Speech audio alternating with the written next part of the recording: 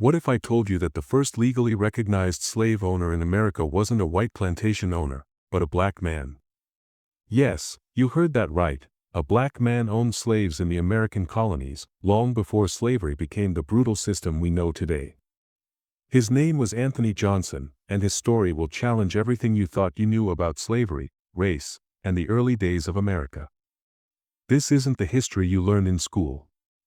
It's a forgotten chapter, buried in the shadows of the past, and today, we're bringing it to light.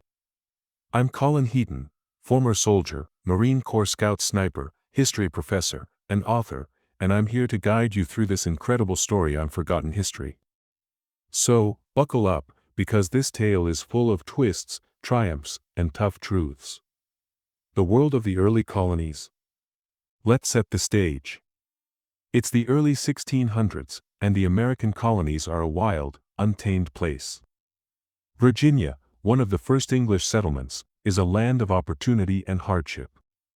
Colonists are pouring in, hoping to strike it rich by growing tobacco, a crop that's turning into gold. But farming tobacco is backbreaking work, and there aren't enough hands to do it. This is where indentured servants come in, people who agree to work for a set number of years in exchange for passage to the New World, food, and a chance at freedom. Most of these servants are poor Europeans, but some, like our main character, are Africans, brought to the colonies against their will. Slavery, as we think of it today, lifelong, hereditary, and based on race, doesn't exist yet in Virginia. That comes later. For now, the system is fluid. Africans, Europeans, and even Native Americans work side by side as indentured servants. If you survive your term, you can earn your freedom, own land, and build a life. It's a tough deal, but it's a path to something better. This is the world Anthony Johnson steps into, and his journey is unlike any other. Who was Anthony Johnson? Anthony Johnson was born around 1600 in Angola, a region in West Africa. Back then, Angola was a vibrant place with its own cultures, languages, and traditions, but it was also a target for European slave traders. Portuguese raiders captured Anthony, known then as Antonio, and sold him into the brutal Atlantic slave trade. Imagine being torn from your home, your family, your entire world, and thrown onto a ship bound for a strange land. That's what happened to Antonio. In 1621, he arrived in Virginia aboard a ship called the James. He was listed in the colony's records as Antonio, a Negro, and marked as an indentured servant, not a slave. Why not a slave? Because in 1621, Virginia didn't have laws defining slavery as we know it. The colony was still figuring things out, and Africans like Antonio were treated much like European indentured servants. They worked hard, often for 7 years or more, but freedom was possible. Antonio was sold to a white planter named Bennett, who ran a tobacco farm in Virginia's Tidewater region. Life wasn't easy. Antonio toiled in the fields, planting and harvesting tobacco under the hot sun. But he was tough, and he had a spark that set him apart. Surviving the Indian massacre of 1622. In 1622, just a year after Antonio arrived, disaster struck. The Powhatan Indians, who lived in the region, launched a surprise attack on the Virginia settlements. It was Good Friday, and the colonists weren't ready. The Powhatans raided farms, including Bennett's, where Antonio worked. They killed 52 of the 57 men on the plantation. That's right, only 5 survived. Antonio was one of them. How did he make it? We don't know the full details, but records suggest Antonio fought back, even though he was wounded. Picture the chaos, screams, smoke, and the clash of weapons. Antonio, a young man in a foreign land, stood his ground and survived. His courage earned him respect from his master, Mr. Bennett. This moment wasn't just about survival, it showed Antonio's strength and determination, qualities that would define his life. A new life and a new love. By 1623, things started looking up for Antonio. A ship called the Margaret and John arrived in Virginia, carrying a young black woman named Mary. She was the only woman on Bennett's plantation, and she and Antonio hit it off. They fell in love, got married, and started a life together. This wasn't just a marriage, it was a partnership that would last over 40 years. Antonio and Mary faced the world as a team, and their bond gave them strength to keep going. Around 1635, Antonio and Mary finished their terms as indentured servants. They were free. This was a huge deal. In the early Virginia colony, free blacks weren't common, but they weren't unheard of either. About 20% of free blacks in Virginia owned their own homes and land, and they had rights similar to white colonists. Antonio changed his name to Anthony Johnson, a sign of his new identity as a free man. He was no longer just Antonio, a Negro. He was Anthony Johnson, a man with big dreams. Building a fortune. Anthony didn't waste his freedom. He and Mary worked hard and saved up. In 1647, records show Anthony buying a calf, a small but important step toward building wealth. A few years later, in 1651, he hit the jackpot. Under Virginia's headright system, anyone who brought indentured servants to the colony got 50 acres of land per person. Anthony bought the contracts of 5 indentured servants, including his own son, Richard Johnson. That earned him 250 acres of prime land along Great Nasswautuck Creek in Northampton County, Virginia. Let's pause and think about that. A former indentured servant, brought to America in chains, now owned 250 acres of land and ran a successful tobacco farm. Anthony and Mary were living the American dream before it even had a name. Their farm wasn't just a business, it was a symbol of what was possible in the early colonies, where hard work and a bit of luck could change your life, no matter where you came from.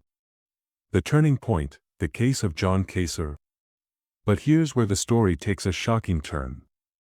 One of Anthony's indentured servants was a man named John Casor. Like Anthony, Casor was a black man who had been brought to Virginia as an indentured servant. In 1654, Casor claimed his term of service was over and left Anthony's farm to work for 2 white farmers, Robert and George Parker. Anthony wasn't having it. He believed Casor was still under contract and took the case to court. This is where things get wild. Anthony, a black man, filed a lawsuit in a Virginia court, a place dominated by white colonists. And get this, he was allowed to testify and present evidence. That alone shows how different the early colonies were before strict racial laws took hold. At first, the court sided with the Parkers, saying Casor was free. But Anthony didn't give up. He appealed, and in 1655, the Northampton County Court reversed the decision. They ruled that John Casor had to return to Anthony's service, for life. Let that sink in. John Casor became one of the first people in Virginia to be declared a slave for life, and his owner was Anthony Johnson, a black man. This court case set a precedent that would change history. It was a step toward the legal system of slavery that would soon spread across the colonies, where people were enslaved not just for a term, but forever, based on their race. Why did Anthony do it? You might be wondering, why would Anthony, who had been an indentured servant himself, fight to keep another black man as a slave? It's a tough question, and the answer lies in the world he lived in. In the 1650s, the line between indentured servitude and slavery was blurry. Anthony wasn't thinking about race the way we do today. He was a businessman, a property owner, and a man trying to protect his wealth. To him, John Casor was an investment, just like his land or his tobacco crops. The court's ruling gave Anthony the right to own Casor for life, making him, arguably, the first legally recognized slave owner in the American colonies.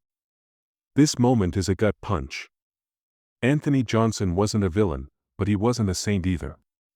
He was a man shaped by his time, playing by the rules of a harsh system. His story forces us to wrestle with the messy truth.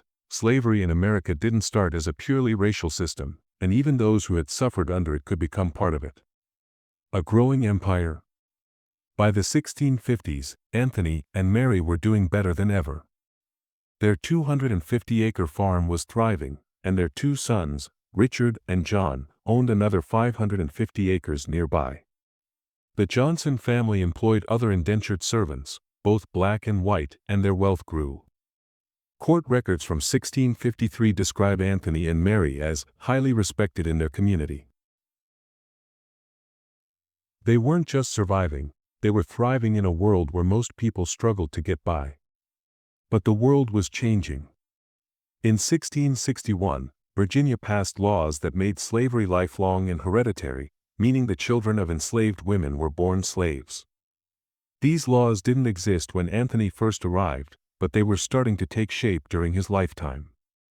Race was becoming the defining factor in who could be enslaved, and the window of opportunity for free blacks like Anthony was closing. A move to Maryland and a final blow. In the 1660s, Anthony decided to start fresh. He moved his family to Somerset County, Maryland, where he leased 300 acres for a tobacco farm called Torrey's Vineyards. It was a 99-year lease, a bold move that showed Anthony's confidence in his family's future. He and Mary continued to build their legacy, but tragedy struck in 1670. Anthony died, and his estate faced a new challenge. After his death, an all-white jury in Virginia ruled that Anthony's land could be seized because he was a Negro and by consequence an alien. This was a devastating blow. Despite everything Anthony had achieved, his wealth, his status, his contributions to the colony, his race was used against him. The 50 acres he had given to his son Richard were taken by a white neighbor, George Parker. It didn't matter that Richard, a free man, had lived on that land with his family for years. The court's ruling showed how the tide was turning. Blackness was becoming a mark of exclusion in a way it hadn't been before. The legacy of Anthony Johnson. Anthony Johnson's story is a paradox. He was a trailblazer, a man who rose from captivity to become a wealthy landowner in a world stacked against him. Historians have called him the Black Patriarch of America's first community of black property owners. But he was also part of a system that would soon trap millions of Africans in brutal, lifelong slavery. His court case with John Casor helped lay the foundation for that system, even if he didn't intend it. So, what do we make of Anthony Johnson? He wasn't a hero or a villain, he was a man navigating a complex and changing world. His life shows us that the early colonies were a place of possibility and cruelty, where the lines between freedom and bondage weren't always clear. It's a story that challenges our assumptions about race, power, and the origins of slavery in America. The bigger picture, slavery's evolution. To understand Anthony's story, we need to zoom out and look at how slavery evolved in the colonies. In the early 1600s, the system was flexible. Indentured servants, whether black or white, could earn their freedom.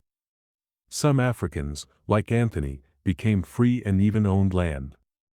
But as tobacco boomed and the demand for labor grew, colonists wanted a cheaper, more permanent workforce. By the 1660s, laws started to change.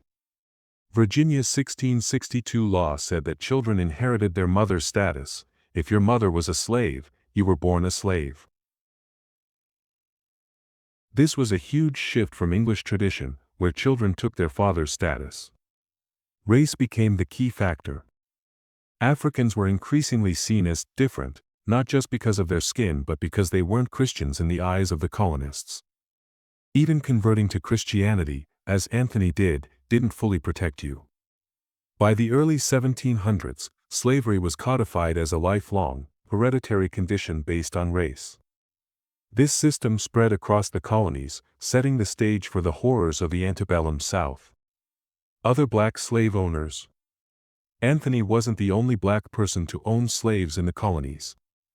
Some free blacks inherited slaves from their former masters, who freed them in their wills. Others bought slaves to work their land or to free family members.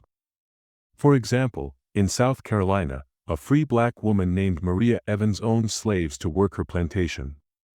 In Louisiana, free people of color became a significant class, some owning dozens of slaves. These stories complicate the narrative of slavery, showing that it wasn't just a white versus black system in its early days. Why did free blacks own slaves? For some, it was economic survival. Slaves were property, and property meant wealth. For others, it was personal. buying a spouse or child to free them. But make no mistake, these black slave owners were a tiny minority. Most free blacks lived precarious lives, and the system was rigged against them as racial laws tightened. Why this story matters? Anthony Johnson's life forces us to rethink the history of slavery. It wasn't always about race, at least not at first. In the early colonies, religion, wealth, and status mattered as much as, if not more than, skin color.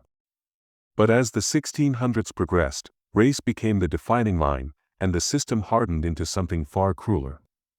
Anthony's story is a window into that transition, showing how a man who achieved so much could also play a role in a system that would oppress millions. This story also reminds us that history isn't simple. It's full of contradictions and uncomfortable truths. Anthony Johnson was a victim of the slave trade, a survivor of violence, a loving husband, a savvy businessman, and, yes, a slave owner. He was all these things at once, and that complexity is what makes his story so powerful. Conclusion: don't forget the forgotten. We've covered a lot today, from Anthony Johnson's journey from Angola to Virginia, to his rise as a wealthy landowner, to his role in one of the first legal cases of lifelong slavery in America. His life is a testament to human resilience and ambition, but it's also a reminder of how systems of power can twist even the most inspiring stories.